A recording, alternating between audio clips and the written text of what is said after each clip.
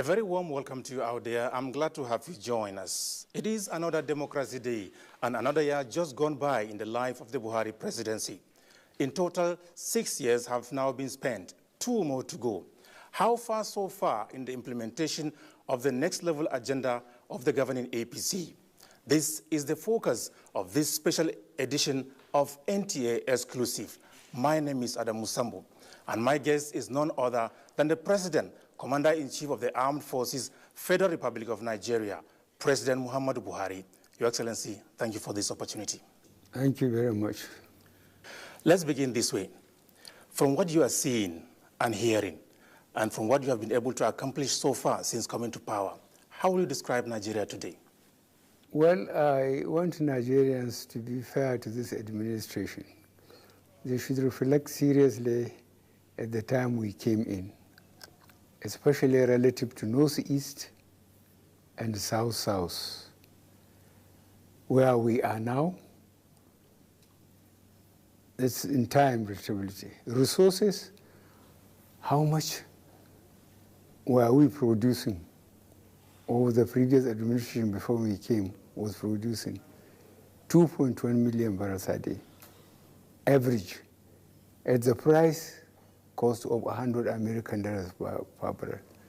When we came, somehow the militants in the South were unleashed on this administration, and production went down to 500,000 barrels a day.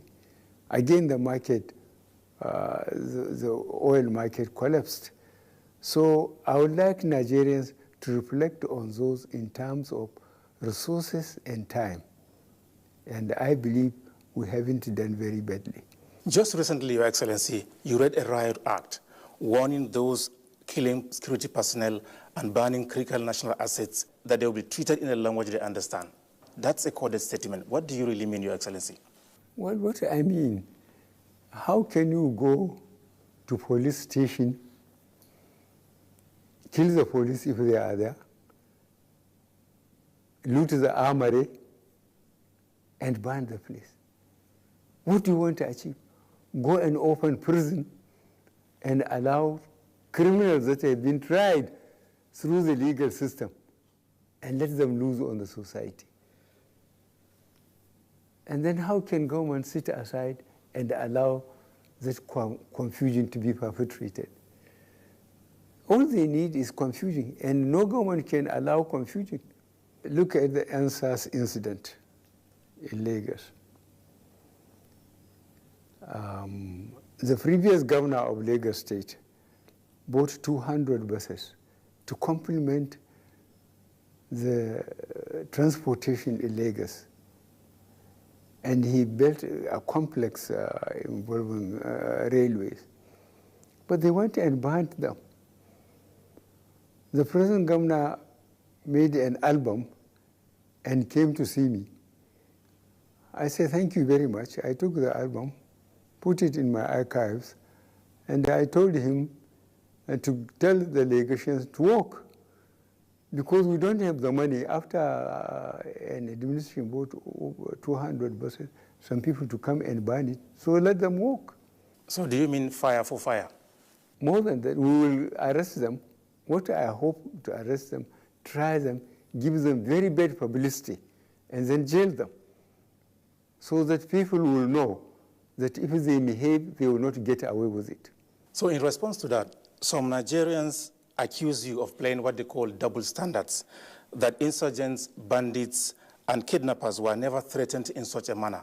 How will you react to that? They have been unfair. They should go and ask the governors of Sokoto, Zamfara, Katsina, and find out how we have been deploying the police and the military to deal with the bandits. We are not sparing anybody. But Nigeria is vast, and there are a lot of forests. So it is a known fact that you inherited these challenges of security from previous administrations. You have done so much towards finding lasting solutions. What have been your frustrations? We are doing a lot. The problem is, if you order helicopters, you order a fighter aircraft, You order tanks. It takes time. We got armored vehicles from Jordan, from China, and these things, you have to take them to your institutions where they will be train the trainer. You get people, train them, Nigerians, stock spare parts before you send them to operational area. These things take time, especially when you don't have much foreign exchange. But on a quiet way, if you can talk to some of your colleagues in the Air Force or in the Army, tell them where were they or where were we in 2015? Where are we now? In terms of equipment, training, it's amazing.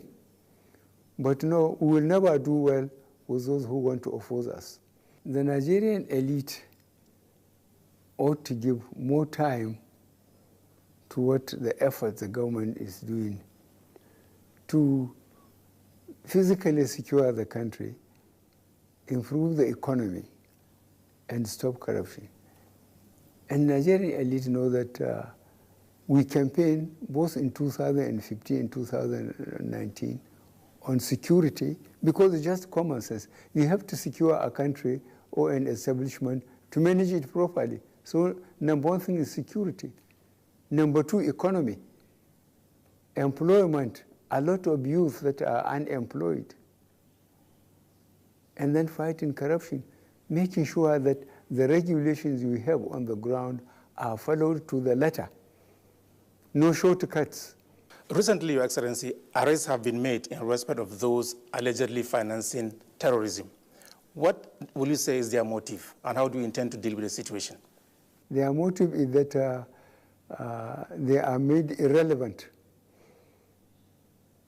And they want to use their resources, the resources they accumulated over the years, to prove that they are still around. And the administration will deal with them. Anybody caught will be dealt with. Your Excellency, is there any hope that we will see a Nigeria that is free of security concerns before you leave office? Well, that is my hope. That's what I'm working to. As I said, number one thing is security. If you don't secure the country, firstly, people will not invest. That was why those who organized answers, I sent all the ministers back to their constituencies. Constitutionally, the ministers represent their states. I say they should go to their states. Let them speak to the governors. Let them speak to the political leaders. Let them speak to the traditional leaders. And very importantly, let them speak to the youth. That the federal government has no more vacancy. Virtually every department is filled. The same thing in the states, the same thing in local governments. So you can have a good degree from a good university, and you will never get a job. Because if you promote insecurity by banning factories, by banning institutions, nobody will come and invest. So it's in their own interest to make sure that Nigeria is secure. When the country is secure, it's potentially rich. God has endowed Nigeria with resources. People will come and invest. But there must be security. There must be stability. Countries that have the resources to invest must make sure that they can recover their investment. The fight against corruption is one of the cardinal pillars of your administration. How will you describe the journey so far, Your Excellency? Well, under this system is difficult. I would like to repeat what I used to say. When I was, I think, a bit younger and in uniform when I came, I arrested President, Vice President, governors, ministers, commissioners, and put them under restriction or detention and told them that they are guilty until they can prove themselves innocent. Now this is opposite democratic system, as people would like to believe. And we put investigation panels virtually based on the present geopolitical zones for those who held positions. And because it was a law for people to declare their assets before, when they become governors or ministers or commissioners or head of security agents, they were investigated. Those that cannot explain the extra resources they have in terms of assets and in the banks, they were asked to surrender it. It was taken from them. But eventually I myself was arrested, detained, and they were given back their loot. So this is Nigeria. You have once said that only God knows how much has been stolen from this country. But most worrisome, as you have also said, is that those with illegally acquired funds use them to fund your administration and destabilize the country. What have been the stumbling blocks in your efforts at making them pay for their sins? Nigerians, I think, are very forgetful. I'm very pleased that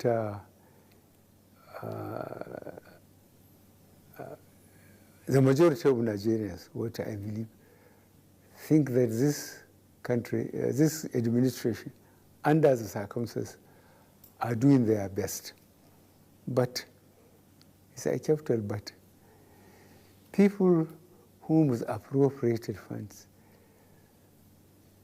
a lot of them were elected members, either at state level or at federal level. And their base still values them.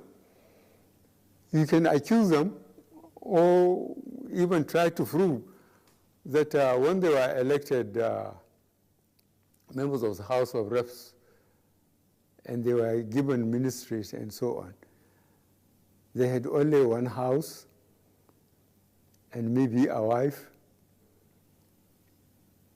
But now they had several houses in Abuja, maybe in Lagos, and maybe 2 more wives.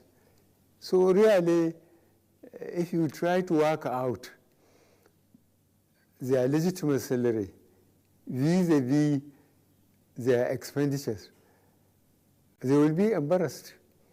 That's what I mean. You have had cause to make a strong case for the establishment of specialized courts to fight corruption in this country. Do you believe that is still necessary? Yes, to save time and to convince Nigerians we are serious. Because if you follow the legal system we inherited from our colonial masters, cases take 5, 10 years, and people forget. But if you have sufficient courts, you develop terms of reference for them, you bring charges, immediately people are put before that court, they will come and defend themselves. But if you go through the system, especially if they still have some savings somewhere, they can get first-class sons, lawyers, to come and defend them. And the case will drag on until maybe either the judge dies or the committee got tired and they go back to their normal life. That's why I say sufficient courts are very important, especially in the cases of corruption, so that the Riot Act will be properly read to the public, that anybody who finds himself in a place of responsibility and misbehave, he will account for it. We shouldn't wait until people die and go before Almighty God. Development of the railways is also a cardinal objective of your administration. You have done so much. Why do you focus on railways? I used to sit and watch even the network news. 2 years ago also, if you watch and see the number of people dying, between Lagos and Ibadan alone because of bad roads, because there are no railways. You will be sorry for this country.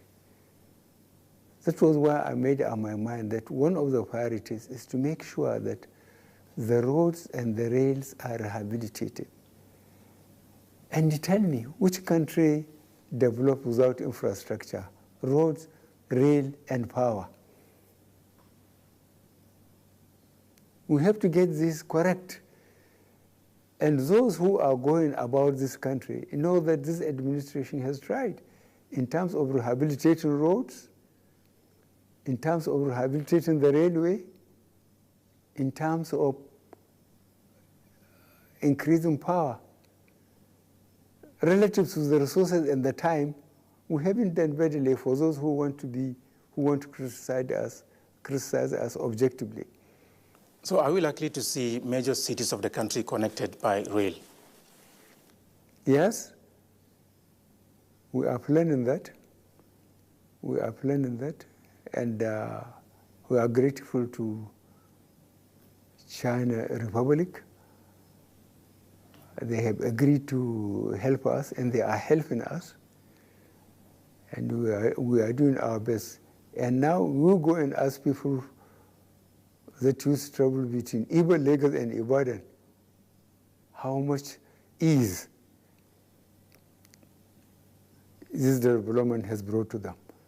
To travel between Lagos and Ibadan used to be hell. On the economy, Your Excellency, Nigeria recently exited its second recession due to the pragmatic implementation of your administration's economic policies and programs. Is it yet Uhuru? Are you satisfied with the performance of the economy so far? No, I am not. That's why I'm trying even harder to make people become accountable and to make sure we persuade foreign countries to allow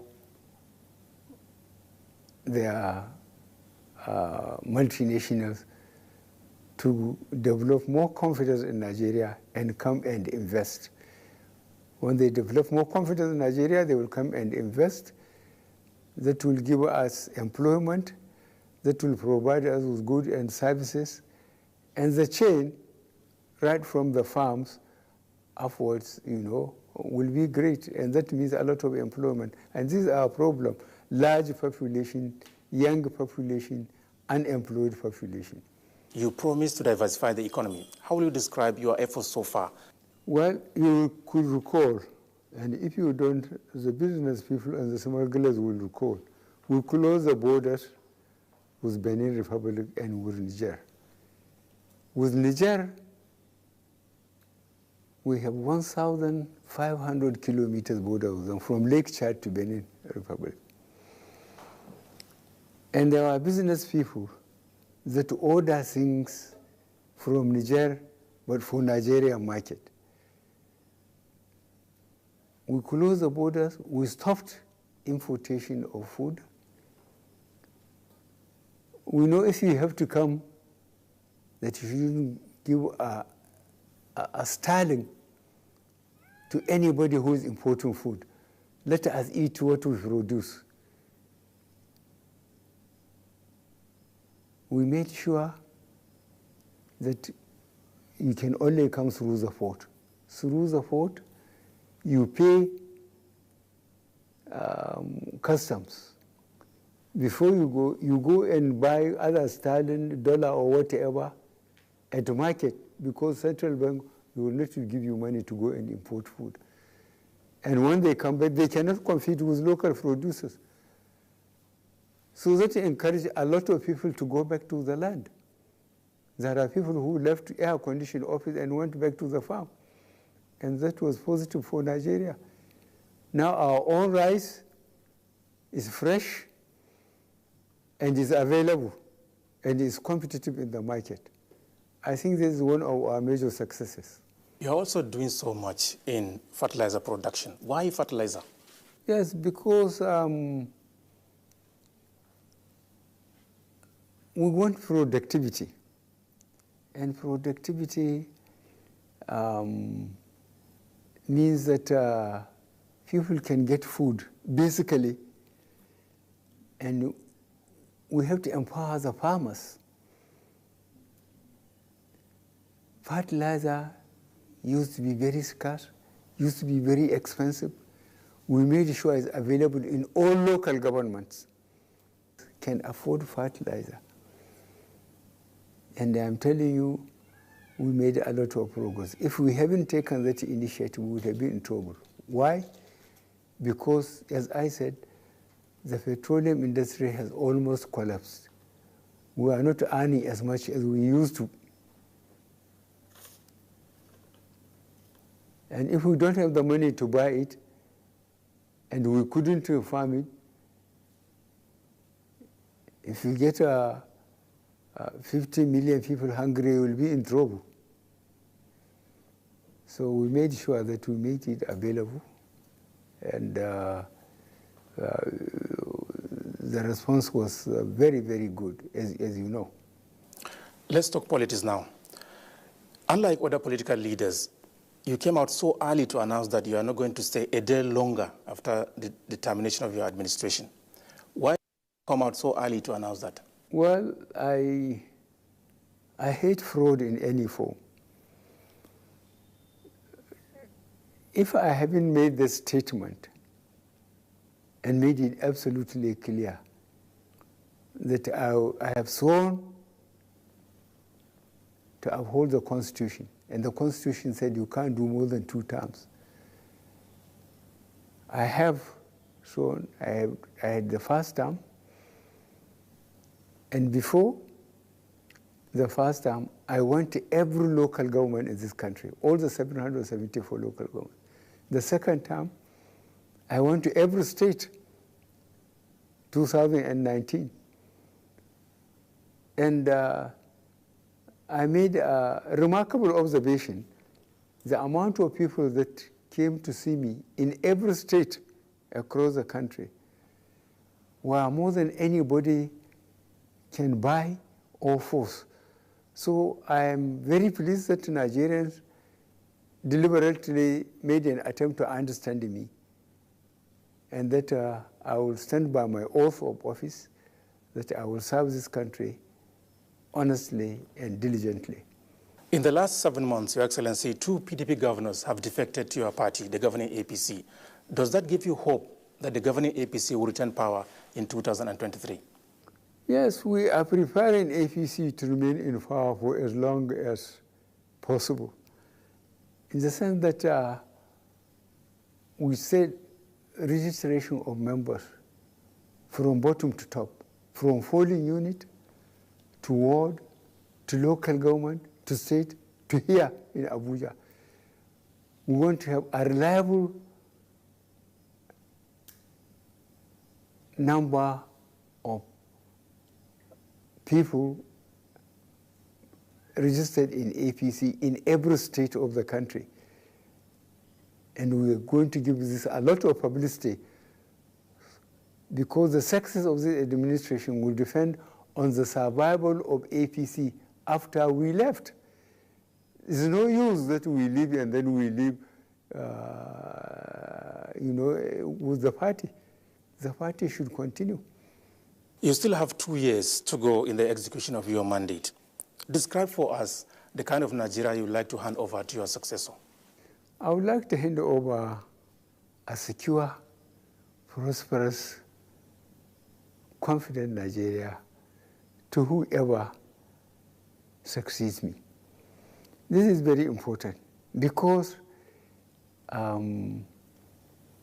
there are people, if not in Nigeria, outside, that are watching the development of developing countries, the systems we are going through. Look at what we went through from January 15th, 1966 to now. Coups, counter-coups, civil war, coup, counter-coup, then elections, and we now go from elected government to elected government. Instead of elected government, coup, counter-coup, elected government, coup.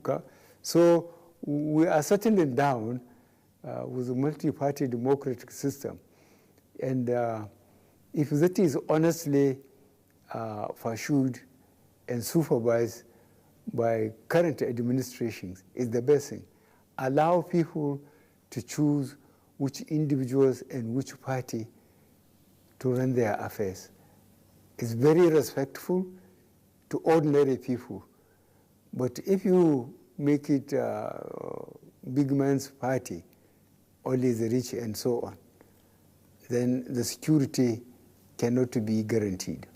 In the last 6 years, Your Excellency, your administration has done so much to keep Nigeria united and provide the basic necessities of life. Looking back, sir, what will you say you are most happy about? What gives you joy? I think no matter how reluctantly, majority of Nigerians are understanding me and appreciating the efforts we are making. Because right from the word go, as I told you much earlier, we identify our problem. 1, security. 2, economy, employment of people. And 3, try to fight corruption. People getting something for nothing. You have to make sure that people earn their living and they will defend it. Finally, sir, you have recently taken the second dose of your COVID-19 vaccine. How do you feel? Any side effect, Your Excellency? Well, there are no side effect. I'm very pleased that I have got the second injection. But what I'm worried is wearing this takunkumi, I call it. Mr. President, I would like to sincerely thank you for this opportunity. Thank you very much indeed for leaving me alone. Join us next time on yet another edition of NTA Exclusive. My name is Adam Musambo saying bye for now.